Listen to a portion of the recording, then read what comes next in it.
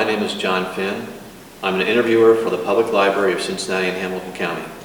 I'm interviewing Silas Shulman on October 26th, 2006 at the Pleasant Ridge Branch Library.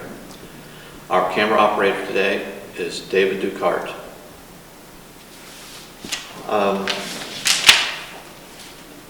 Mr. Shulman, prior to entering the service, what did you do? I had been at the University of Cincinnati for 2 years and just waiting for the draft. This was in the era right after Pearl Harbor, give or take a few years. And I was impelled or imbued to enter the service. And at that time, everybody was very patriotic. We were still emotionally drained, Japanese Pearl Harbor and all that kind of thing. So since I was an immigrant, I decided to volunteer. And at that time, volunteering was very fashionable among young men because we knew that, one, it was the right thing to do, and along with it, there was the future of getting free education because of the GI Bill. So we knew that we could continue our education and along with it, do the right thing and get on. And also because of Hitler, most Jewish fellows were excited about doing something about Germany. So you interrupted your education? Yes, to enter? After 2 years. Okay. And then I continued it afterwards.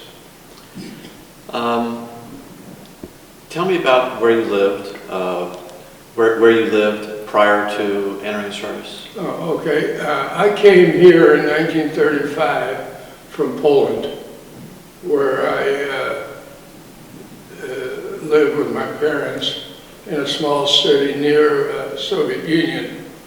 And then I came to Cincinnati.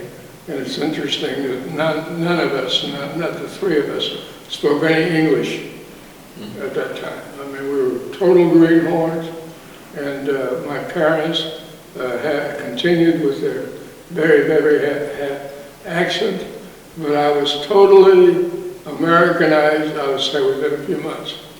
Did you have friends or relatives over here? My mother, in 1905, was left all alone with her brother in Poland. It was Poland at that time already, because things changed. And her 2 brothers, 2 sisters, and her parents came directly to Cincinnati. Okay. And it's interesting, I think, that my grandfather came here to Cincinnati because he had the opportunity of working with Manischewitz Matzah. It was a famous matzah manufacturing company right here in Cincinnati. So he came directly and had a job immediately with this company. Okay. Tell me about what life was like between the start of the war and when you actually enlisted. It was very orderly. I joined some kind of a fraternity, I think. This is all history. It's like 50, 60 years ago. But it was very orderly. I was modest, not a good student, but a reasonably good student. And just went to school. We didn't have a car, so it was fashionable for the guys to either roller skate or on a bicycle or hitchhike or on a streetcar to get to school. The campus was in Clifton, the University of Cincinnati. Was rationing already in effect? Vaguely, I think it was just getting organized, but I don't remember any of the inconveniences, if you will, of private life. In fact, I hardly, since my mother would do all the shopping, I hardly remember any of these wartime inconveniences. Okay. Tell me about your first days in the service. I remember merely being in the chow line, and it was very inconvenient, if you will, just going up there. But again, I was very easy to satisfy, so I didn't rebel or repel. I wasn't repelled by any of the classic inconveniences of being in the Army. This was the Army, Mr. Jones. I remember being in the barracks and getting along with the guys, and I looked forward to negatively about anti-Semitism that would be voiced to the Jewish guys, but it was just fine. What did they do to prepare you physically? Oh, okay. Well, there was the exercises, and they were very ancient, if you will, because I merely remember extending my arms and walking in place, but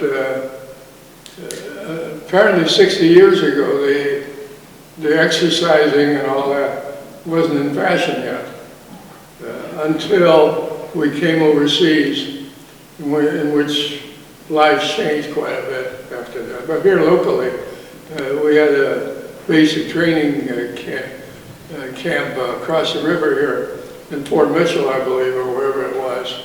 And but it's sort of vague in my mind, if you will, because we're talking 2006, which is quite a long time ago. You said that when you got over to Europe that things were quite a bit different in that respect. In what ways? Well, there would be, you slept with a M1 rifle, and it was more of awareness of possible going to, quote, war than when you were here basic in the United States. Where were you first stationed in Europe? Germany, all over Germany. But also, I was at first in England, near London somewhere, and then in France. We got all over, because then there was a possibility of going into Battle of the Bulge, which never eventuated.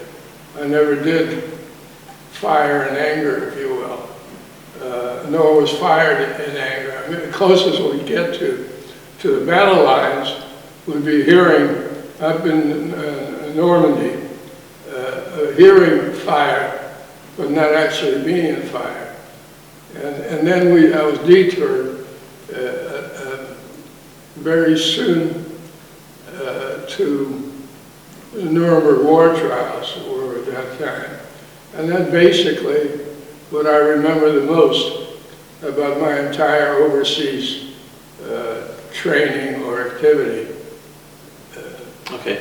I want to come back to this, but if you want, let's pursue the Nuremberg war trials, because that's probably the most interesting part of your experience. That was probably the most traumatic portion of my life, the Nuremberg war trial. As an interpreter, it was traumatic? Well, had expected to be an interpreter, but strangely, as in life, the war has funny turns. In the beginning, I drove all over Germany and France, a lot of foreign correspondents who probably knew English better than I knew their languages. And at that time, I was still fluent in Polish and Russian and some of the other languages, because I had just come over from Poland. So I wound up probably visiting more cities as a driver than I would have if I had been a tourist in 2006. So I got to know just a lot of cities. And then suddenly, I spent a little time at the trials, and then something happened that became very traumatic in my whole life. What was that? Okay, and that was, it's an episode of its own. I happened to be outside at the palace where the trial was conducted, and I happened to walk in towards a young lady, and I asked her in Polish or Russian or Ukrainian, whatever I spoke better at that time, and I asked her, "Skąd jesteś?" which meant, "Where are you from?" And she said, in her language, "I'm from Rovno," which was my city, and where I had very vivid memory at that time, and still do, of everything in that town. And I asked her words that I still remember. So what happened to the Jews? Because we were kind of obsessed. This is already incipient, the Hitler era and all that. So, oh, we got rid of them all. And I asked, "Are you Jewish?" And she said, "No, I'm Ukrainian." So I said, "What do you mean?" And she said in a very placid tone, "Oh, we killed them all." And then she went ahead and said, "We killed 20,000 Jews." It was very personal. We did that, as if she was an agent towards the killing. And that stayed with me all these years. And she was just a person on the She street. was just a person. She was she not at Nuremberg. She may have been testifying, but I don't know the fact. Maybe she. But if she were on trial, she would be. Yeah, she would be walking around. And you got to understand that Germany was sort of there was a lot of activity of people looking for a home, people looking for it was like a giant camp, you might say, all of Germany. So it was not unusual for somebody to be just walking around looking for something. Yeah. What awareness did you have of what was actually going on in Germany and Poland? This has haunted me all these years, and I'm still trying to find out, was I the only one, or did everybody know and it was kept away from me, or did we really know that little? By we, I mean America, Europe, the press, the knowledgeable people. How little was known about Auschwitz and things that are now very well known facts. So until that encounter, you weren't aware? No. Wow. Because from my generation, I just assumed we knew something, but I didn't. I don't know. And I've been writing to some people. Okay. I was a press agent for Stars and Stripes at that time. Among other, you got to understand that during that time, guys you never knew the next day what your assignment might be. So for a little while, I was a reporter for Stars and Stripes. So I met a lot of these, Eleanor Roosevelt, Hemingway, et cetera, people that are very well known, are famous in this era, but at that time they were still in the beginning of their careers. So I've written to them without any responses. They may be gone by now. This is 60 years later. How much did you know? And I haven't gotten a response from most of these people. Of course, Hemingway, I don't expect a response from him. It'd be worth quite a bit if you do. Yeah. Let's see. As a war correspondent, or as a driver, Yeah. you mentioned you drove around war correspondents. Was it like one or a team? Well, it was just me. And it would be Oh, you drove around as a war correspondent? Yeah, Okay, I'm yeah. sorry. But a lot of these reports from the Soviet Union, I realized later that they were probably with NKVD, which is a spy network. But we were very naive at that time, and I was also 19, 20 years old, so I was super naive as far as what I was doing. They may be taking pictures of some of our installations or something like that. But we were having a good time kind of. And, so I probably, as I said before, I must have been in about 10 different cities all over Germany, but what fascinates me, retroactively, that nobody bothered us. We think now of the war that we're having now, how many people are killed after allegedly the war is finished.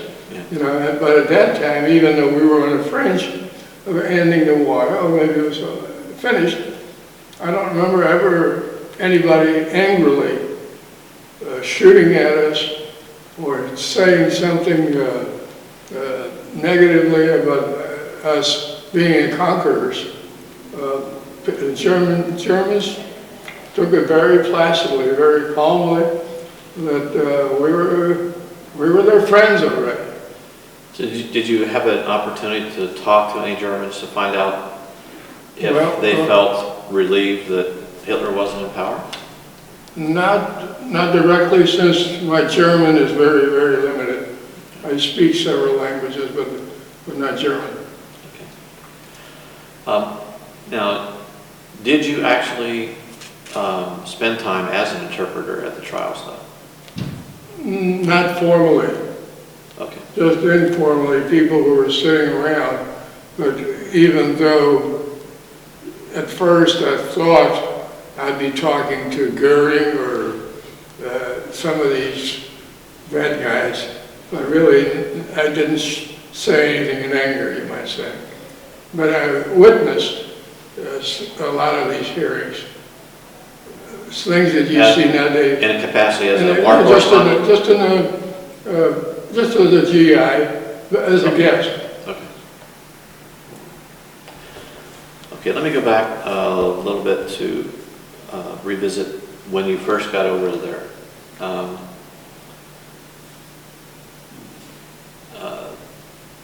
You were in England for about a year before D-Day? So what was life like during that year? Terrific. I was in London just around the time of the E-Day, was it? VE's victory in Europe Day? Yeah. And I happened to be on Trafalgar Square when the celebrating was on. That was kind of interesting. But other than that, I saw some old card plays. I mean, it was a fun time of an existence, which kind of disappointed my grandchildren. They thought I'd tell some gory details about shooting guys or something like that. So you were stationed in or near London? I was near London. I took some journalist courses in the town near London, and otherwise just visited Shakespeare's hometown. Avon? What is it? Avon? Yeah. Or Stratford on Avon? Yeah. I mean, it was very non-military type of, which was not unusual for the Army, because we had a lot of GIs that never shot in anger, never did anything really other than fill pop tents or something. After D-Day, when you first went over, what were your duties? I'm really not sure what they were. Well, I know you mentioned that they would change from day to day. Yeah, but very quickly after that, first I was stationed, I ran a newspaper in Frankfurt for the war correspondents. And this is where I met people like Hemingway and some other people that later became famous. And these are the people that I try to follow up, contemporary. How much did they know at that time? Because this was already 1945, when the whole world probably had a semblance of knowledge about Auschwitz and all that. But at that point of time, I had no knowledge about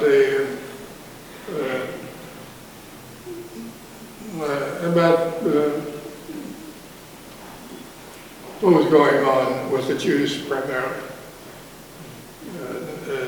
We weren't aware of the 6 million, and I don't want to dwell totally on this problem, but it became very retroactively the problem with me. Why didn't I know at that time, 1945, what was going on just a few hundred miles away from Frankfurt or Dusseldorf or wherever we were at that time. Did you still had family in Poland? Well, at that... Or were you in contact with anyone in Poland? No, and later I learned that among the people that were killed in my hometown was my father, he sent me off with an adopted family to the United States. And this is what haunted me after, for the remaining years, that he was in that parade of 20,000 people who were killed. I apologize, because I had thought that he was already over in Cincinnati. Was it just your mother? No, okay. My mother died when she was having me. Oh, okay. And I was adopted later by the woman who delivered me. All right, I see. It's kind of a long story, but I think it's an interesting story. And the remaining years, I'm 83, I spent with my adopted parents. Okay.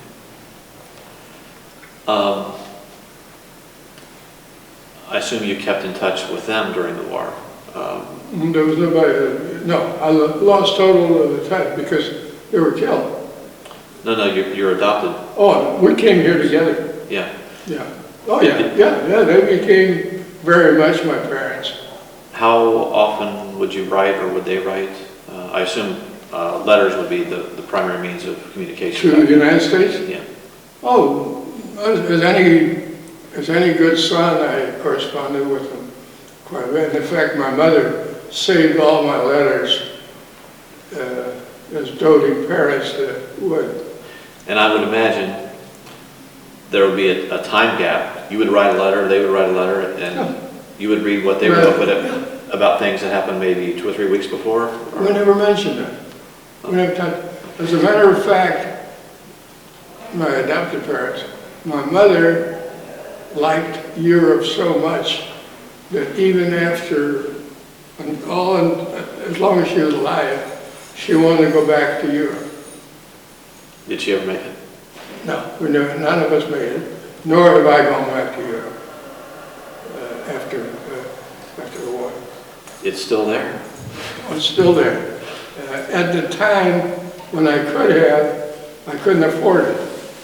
And possibly when I can afford it, I don't feel strong enough to endure the tourist lines and so forth.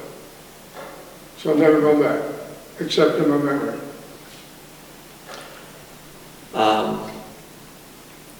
How much leisure time did you have, like before, like when you were in England versus when you were in Germany? We had a lot of leisure. Both? It's shameful how, I don't want to dwell on it, it's shameful how GIs could, it was almost like I'm being on vacation. We went to theaters, we hung around, let's say Trafalgar Square, and then later in Paris. I spent a lot of time in Paris too. And I don't know why, how much,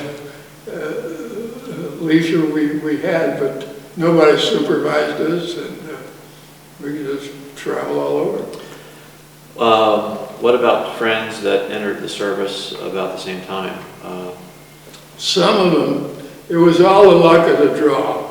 Some of my very good friends got caught in the Battle of the Bulge and had to march. Those who survived it marched hundreds of miles as prisoners of war. Some of my very good friends, we still reminisce. The irony of it is how we got into the Army at the same time, and some, like I, enjoyed it, and I'm almost ashamed to tell them how nice it was, up to a point, of course. But in some, we still have the scars of the war. Speaking of prisoners of war, at the Beringer Crawford Museum over in Taboo Park recently, they had a reception for veterans of World War II. I ran into a gentleman who he retired from the Army, but he said he was a prisoner of war during World War II. After the war, he never told anyone he was a prisoner because he felt there was a stigma that people would say, well, you still had a gun, why didn't you stop fighting? Did you have any sense of that? No.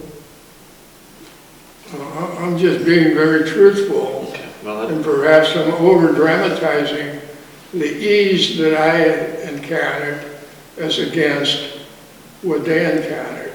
And it's almost, I think most GIs, former GIs, have a sense of guilt of, just like some Jews may have a sense of guilt, why some suffered the indignities of the Holocaust, and why didn't I?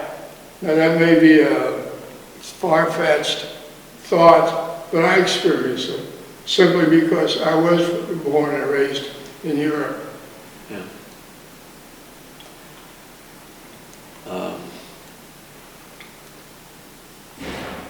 On your return home, I think from what I've heard that the climate back here was very favorable toward GIs. Can you tell me what it was like to return to the United States? Well, let's see. I went back to school, 2 years at UC and 1 year at the University of Chicago. I think it was accepted we didn't have to pay anything. It was just normal life, and there wasn't too much uproar or largesse that you were a veteran and I wasn't a veteran, and so I didn't experience it.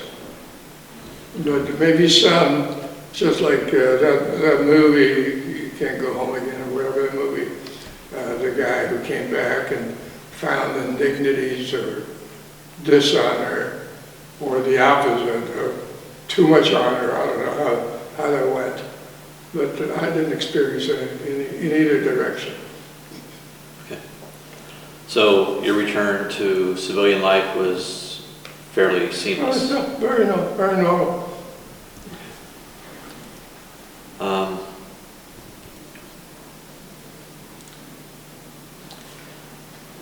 Wow, we've covered most of the questions that I had prepared.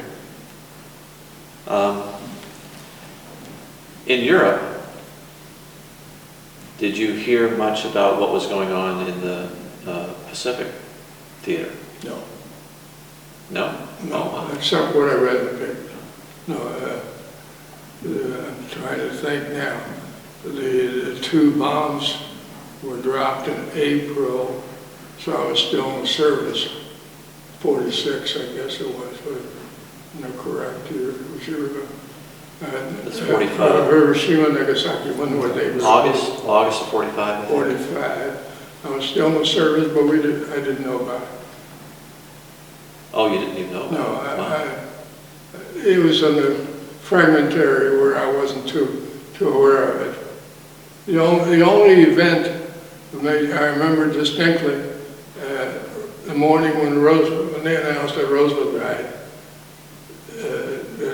that was kind of traumatic with me. I think with everybody. Just like with Kennedy, same type of thing. Of course, Roosevelt was in for many more years. How well known was Truman at the time? As a vice president, you're obviously not as well known as president, but were there any thoughts about him? No. Well, let's see, what else can I think of? You mentioned you met Eleanor Roosevelt. Yeah. Can you tell us about that? It was just fragmentary. She was in the building, and people like that have a persona that's bigger than life, literally. Where was this? It was in this hotel where I remember running a little newspaper for these correspondents. What city? In Frankfurt. Okay. And I remember distinctly being right across the street from the Bahnhof. And the myth was that the building where we were in used to be owned by Goering. But there was no sound. But it's interesting that here we were just toward the end of the war, but you might have been sitting in the Gibson or the Netherlands Plaza, and it was just, and there was a lot of people, primarily from CBS, who later became, Edward R. Murrow the exception, but all the others that later became famous. You know, they were known as Murrow's boys.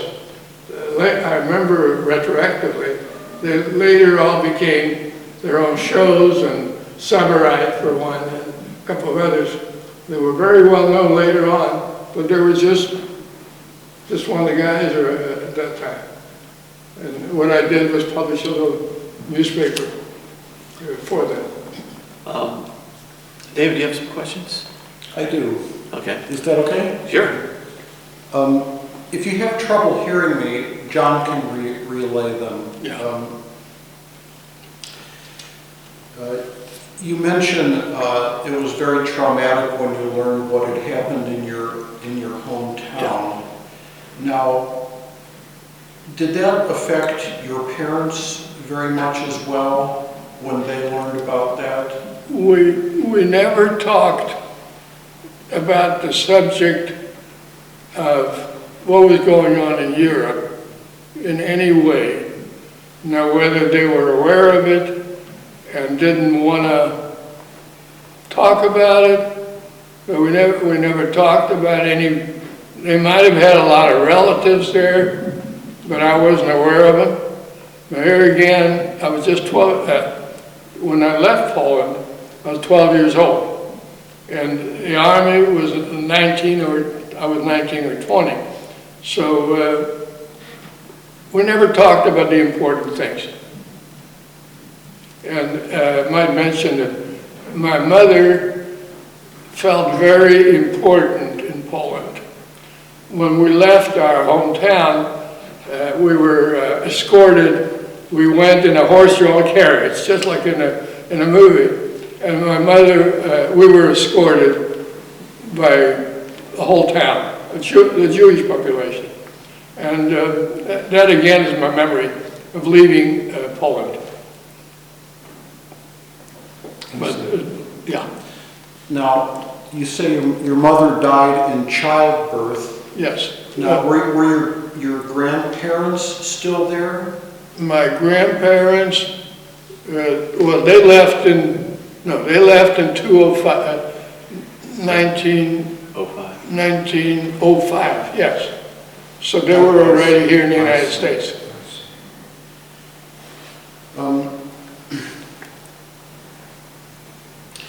You mentioned that you experienced a certain amount of anti-Semitism while you were in the Army. Was that an important area of your experience, or was it just something? I think to correct, I did not experience any. Maybe it's just me. I'm an easygoing guy. Oh, So He expected it. but he didn't Oh, experience it. yeah, I never really in my life, including here in the United States, experienced any untoward, I see. no. Were you a citizen at the time that you joined the Army? Yeah, I think at that time, I forget how many years you have to be, but I had a derivative citizenship through my parents. And they went to classes at night at Avondale School, I think it was at that time, and through them. But I lost my accent almost instantly, perhaps because I was Slavic born, where the Germans, let's say Kissinger, still has an accent. But I think people from Poland, Russia, Yugoslavia had an easy time getting rid of their accent. I can tell you from my own experience with my grandparents, Yeah. they kept their accents Oh, did their they? whole life. Which was your native language? My native language, Polish, totally. But somehow, subconsciously, I know Russian and Yiddish and Hebrew, but those are we lived right near the border.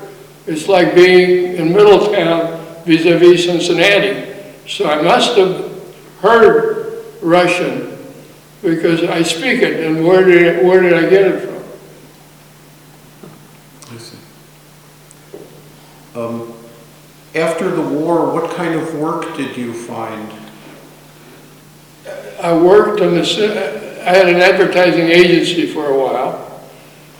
And then I went into running trade shows all over the United States for about 35 years,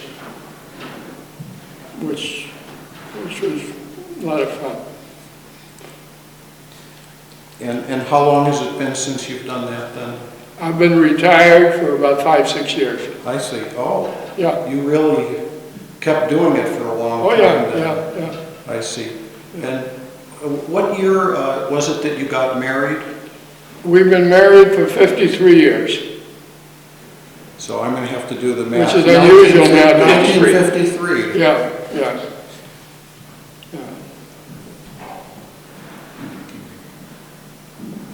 When you mentioned that you encountered Russian correspondents that would take pictures, what other nationalities did you come in contact with Europe, while you were in the service? Europe at that time was a cesspool, that's a good word for that, of all kinds of nationalities. It was like a Coney Island filled with people. So streets, highways were filled with hitchhikers. Nobody had a home at that time, as I recall. So it might have been all kinds of languages that you encountered. And were they trying to, in your opinion, were they trying to get to someplace, or were they leaving someplace? they were going somewhere or leaving somewhere, or women maybe were trying to find a guy, or men were looking for women. There was an exciting moment or a period, but also a dreadful moment.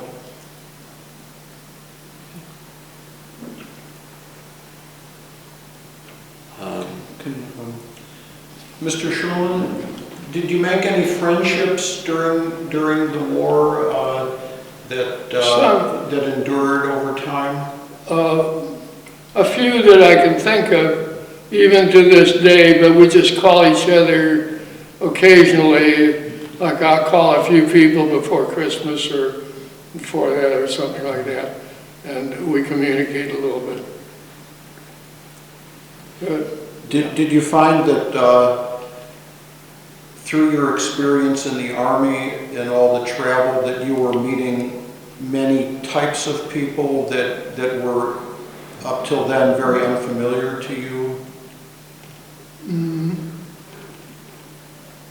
Not really, but here in Cincinnati, we tended to look up a few people that were in the service, and then enjoyably, if somebody succeeded in life, you tend to look him up and try to refresh his memory about life in the Army or in basic. But that you tend to just gravitate to people right here in town or in Emberley or wherever you live. Do you go to any reunions? Not if I can help it. No, I don't. Maybe high school, college reunion, but no service? No service reunions? No. That was not an important, in your memory it's an important phase of your life, but actually it's not.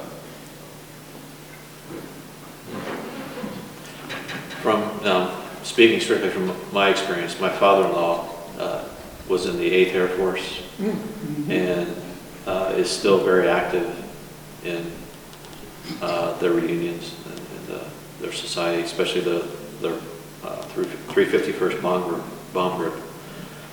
I wonder if it's different for him because they were at risk. In it. And that's, their life was endangered and so forth. Do you think that makes for a stronger bond? I think that made it significant, yeah. And we were also very transitory. We moved so many different, one time in my sleep, I'll try to think, all the camps that I've been in, and they were all just fragmentary, that you're there and the next month you're moved someplace else. So maybe that was the reason. Your father-in-law his life was in danger and a little more exciting and meaningful. Well, it was all meaningful, but possibly being at risk with someone you might form a closer bond. Yeah, I'm sure you do, yeah. Okay. What sort of parallels would you draw between your experience in the military and versus what you hear today?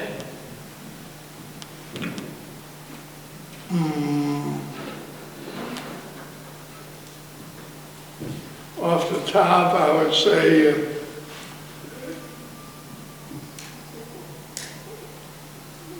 life is adjustment to this moment rather than maybe because I was much younger, we were all much younger at that time. So I think we reacted differently at that time than you do now, and you become more street smart. And I don't think, off the top of the head, I don't think it had any relevance to what I did then and what we do now. Is there one thing that you think people of my age or younger are not aware of about World War II that you learned? I think, as I think now, that World War II was the only significant war we ever had. And Germany, Hitler, as we say, is the only important person to get rid of. And the rest of the wars could have been avoided. And here I'm being political. Could have been avoided through diplomacy and through knowledge of the futility of wars. And that's my feeling at this moment. Do you think someone with military advantage or military background has an advantage over a non-military person serving in a position of leadership? Yeah.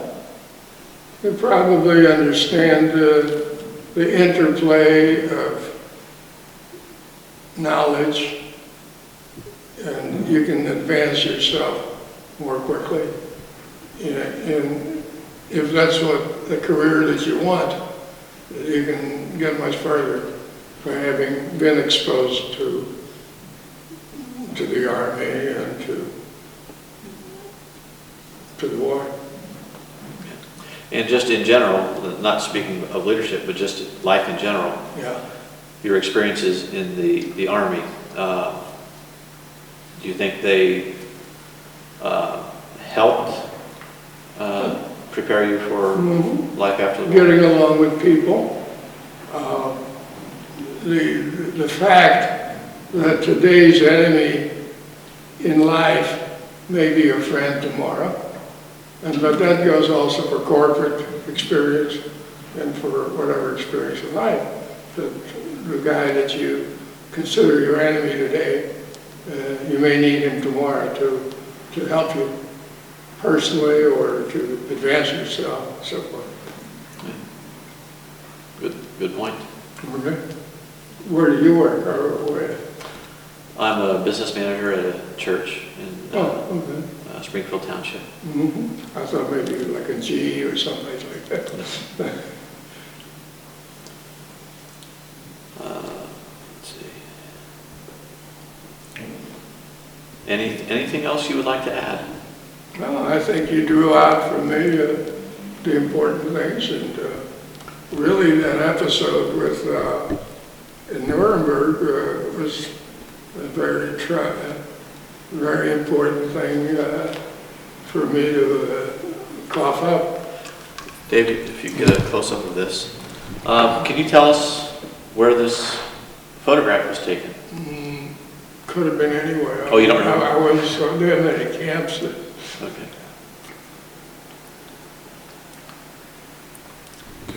Well, Mr. Shulman, I thank you very much. Thank you very much.